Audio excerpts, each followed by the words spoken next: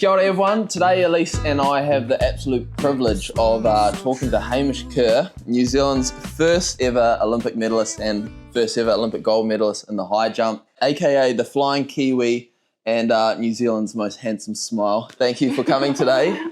We're very excited to chat to you. Oh, yeah. I mean, it's going to be good, isn't it? Hopefully you've got some good questions lined up. Yeah, absolutely. One thing that I love is knowing that high jump is an original sport in the modern Summer Olympics beginning 1896. So how does it feel to be an Olympic gold medalist in a sport that has such a rich history and now you're part of that history? Oh, look, such fond memories of watching that first games personally when the high jumpers were on. No, of course. Love that moment. I mean, I think that's one thing that is really special in track and field is we do have such a rich history and not only a rich history, you know, within the games and within New Zealand, but actually globally.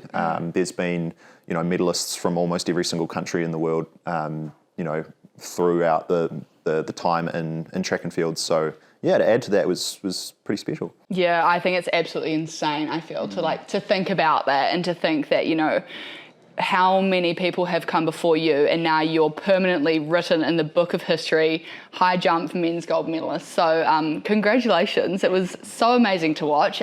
You jumped on the last day of the Olympics, right? Yeah. So that day, us kayakers, we actually watched Lisa race as well. Yeah, mate. That was such a good day, eh? It was far awesome. out. And it was Lydia, right? Yep. Yeah, so one of our greatest days in New Zealand sporting history. But we had this big party for kayaking afterwards to celebrate, I guess, the end of our tour and particularly the girls' success. And we were watching you compete. Were you on the iPhones, were you? We had this huge projector at our place that we were staying at, and there was about 100 people there because Lisa bought a pretty big entourage. And we thought, we'll watch Hamish compete for, 10, 20 minutes. Like an hour later, we're all still there, like screaming at the telly. Still going. Why did it stop? It was honestly the highlight of my games. It was mate.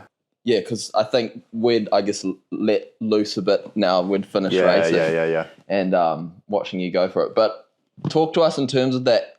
You've never jumped for that amount of time. How hard was that? I suppose first and foremost, it was like such a crazy games day. Like obviously being on the last day, I didn't even get into the village till halfway through the second week. So, you know, the kind of energy and the hype was building even through pre-camp. You know, we were in south of France with the athletics team, watching a lot of the Olympics and trying to sort of stay as chill as possible in our little zone. And when we came in, there was obviously an amazing buzz, and it was so cool to, see the rest of the team do so well, and especially on that last day, like one of my probably favourite memories of the games actually was me and my coach. We were just parked up at the warm-up track. You know, the warm-up track's always a crazy experience because, some people are taking it super seriously and some people were trying to do their best to just stay chill, and me and Jimmy were just on the phone watching Lydia come up the stretch, just golfing away, and one of the last things that actually happened before I went into the call room was she putted out on the 18th to win the gold, and so kind of looked at each other and were like, that's pretty sick. And you play a bit of golf, right? I play a wee bit of golf, yeah, not to that level, but yeah. She's hitting fairways and stuff, which I can only dream of, but it was special, and then to be able to then go in and I suppose continue on that momentum was amazing. So yeah, it was a big comp. There was a long time between the start and the finish, which longer than usual. I think I did about 15 jumps, which for me is a lot. Usually I do about 8 to 10. Yeah. So I was getting to the point where by that jump off, I was just tuckered, like I was like my stomach was rumbling, and I was starting to get tired. Massive. And I was sort of like checking my watch, like, shit, we need to get on with this. So. Yeah. That's a fantastic insight, because I think a lot of us, even us Olympians watching, we didn't have any of that context in terms of this is very unusual for high jump. Yeah. But an amazing comp. Like I think that's the thing is, some of the comps we do, all the comps we do are exciting in some sort of form, and whether it's someone jumping really high or there's a period within the comp where one jumper could take an advantage and doesn't do so or does, and there's all these kind of little like swings and roundabouts, I suppose. But to have that happen from the get-go, the entire competition, and just especially the final part of it, obviously was just pretty unprecedented, and also cool because it's the one comp every 4 years we do where most people do tune in. Yeah. And so to be able to kind of put on a real show was what we wanted. Yeah. One of my favourite moments of the games was walking into the Stade de France for the closing ceremony, and all I could think when I was walking in and looking up at the however many thousands of people watching us walk in is how you feel when you're jumping in front of that whole entire stadium. And so was it nerves or was it? I was like, this is insane. Like for someone who doesn't compete in a stadium, you know, anywhere near that capacity, like how was that for you? And how was that for you walking into the closing ceremony as well? You'd been there just a few hours before winning your Olympic medal. So I think that must have been an amazing moment. Yeah, I mean, like that's the biggest stadium I've ever jumped in front of. Like, I think that we are pretty lucky on tour. We get to, you know, generally compete in front of 20 to 40,000 people. Most comps we do, but to go into sort of an 80,000 seat stadium, and I actually went to one of the early sessions just to sort of get my head around it and sort of have a look. And I was nervous. Like I was like, I just had to sit there for probably half an hour and just kind of soak it all in, and actually felt pretty stressed out that it was like, I don't know how I'm going to like get down there and actually do what I need to do, because this is just so noisy and there's just so much stuff going on. And I suppose it's like anything, you just get in your zone and you sort of know what you're doing and you trust your gut. But it was definitely probably early in the competition when I was getting my rhythm and started to build.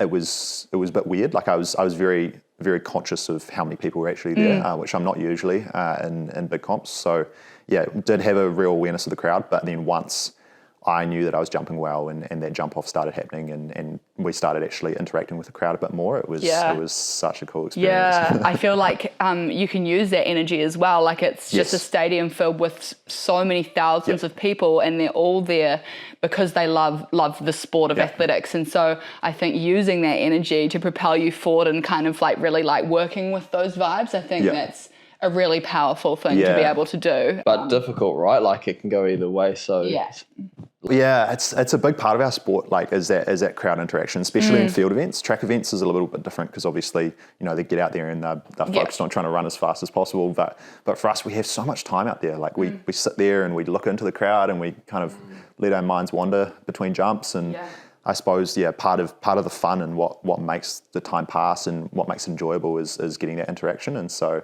it's a pretty powerful thing. And as you guys are probably aware, there's definitely a few personalities in the high jump, which you know everyone kind of works it differently and does different things, but it makes it really exciting. Yeah, amazing. So your personality that I guess we all see is the happy man in his happy place jumping, big smile on his face. But can we talk about the psychology of that? Is that I guess you see Damien McKenzie like smile at the goalpost and the ball before he kicks it. Is that something you naturally do, or something you've worked on to get into the right frame? Oh, I've definitely worked on it. Like it's definitely something that you know, the power of positive thinking and all these other, you know, great kind of concepts is you know, very true and things we work on. But at the same time, I think, you know, a few years ago we identified for me, when I'm happy and I want to be there, I jump well.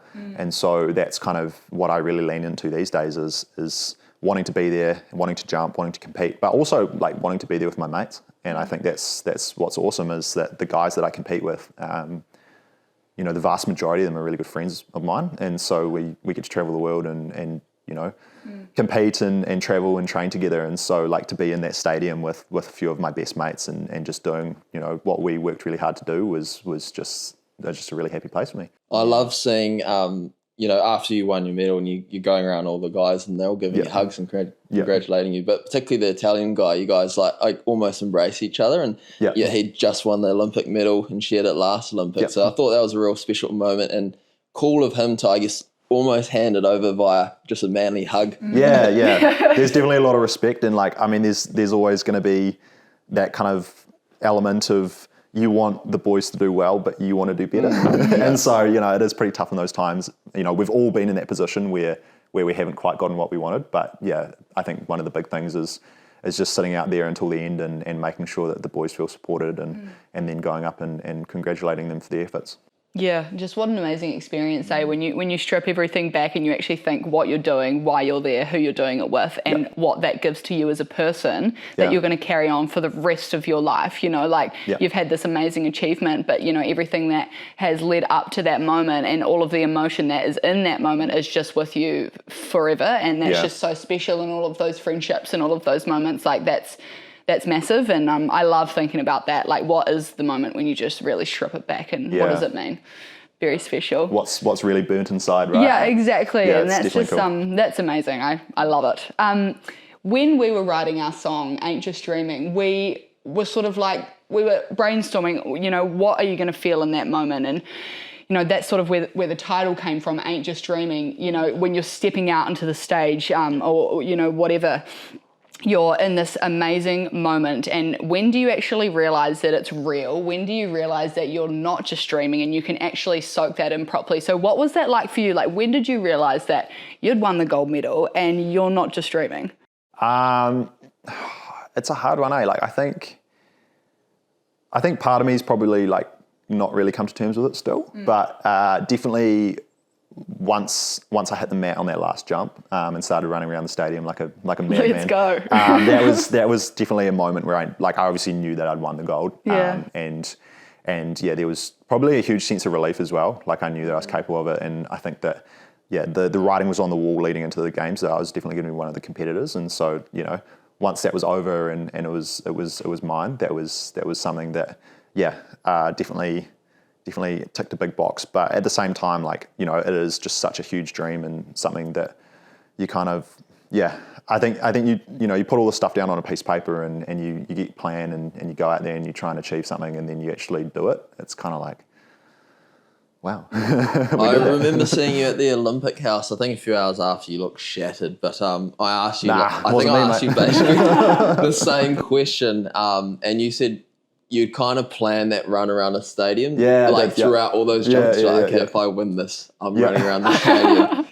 So that was true. You did. Yeah. So I mean, like I said, like, we spend a lot of time out there, like, and so there's a lot of time thinking. You can't be at that like top sort of, you know, really good headspace the whole time. And so, you know, for me, it's how do I step out of that and then come back in, and so I was sitting there, I was sort of thinking, like, you know, what happens if I win this? Like, what am I going to do? Like, where am I going to go? Like, what's the vibe? And I think just the fact that crowd had been so amazing and so loud, and you know, all of the athletes that I talked to over the week were just talking about how loud it was and how amazing Stade de France was. And so I suppose for me, I was like, well, I kind of want to do that credit, and I want to thank that crowd, and you know, being one of the last events of the games for track and field, it was definitely something that I wanted it to be cool to round out. And so I knew the javelin was on the other side, so the field is kind of like off limits for most of it, because there's, you know, you're just trying to like dodge javelins and stuff. So I sort of had in my mind, I was like, look, it would be cool to go out into the field, because no one ever runs out into the field. Like, usually people run towards the crowd, but then that kind of means that the other half of the stadium are not part of that celebration, because they don't see you and all the rest of it. And so naturally, like, I probably could have run towards my family and, like, you know, but yeah, I suppose, you know, the whole crowd was part of that moment, and I saw the girls, the javelin girls, on their victory lap. About 2 jumps before I finished the comp, and so I sort of in the back of my mind, I was like, okay, mental note, like, they're done. It just shows how clear thinking you can have in this competition, because, you know, you're locked into that bar and jumping over it for more or less, how long, an hour? I don't know, but... it was about two hours. Wow. Yeah, but then also you can think, okay, if I win, I'm going to run on the field, but I do need to be aware of javelins. Like, you're calm under pressure, mate, which is such a skill. Yeah, it is. And it's definitely one of my big strengths, has being able to kind of, I suppose, go through that mental challenge of when you need to be on and when you need to be off, and what's a thoughtful, or what's a helpful thought and what's a less than helpful thought. But at the same time, like, I suppose that's the fun of it, is being very aware of your surroundings and understanding where you're at, and not trying to just go out there and ignore all of that. It's about how can you kind of like ride that wave and enjoy it and just play with it. Talking about big strengths, I have a message from your lovely partner, Maddie. Big strengths. Here we go. I've asked her for a bit of insight into who Hamish is, and sort of, I guess, you know exactly what it's taken to get there. Not many other people do, but the people close to you have a pretty good idea too, I think. They do, So Maddie more than most, actually. So. Yeah. So let's give this a go. So what makes Hamish so great is his ability to nail all parts of being an athlete. He trains extremely hard, but also recovers properly.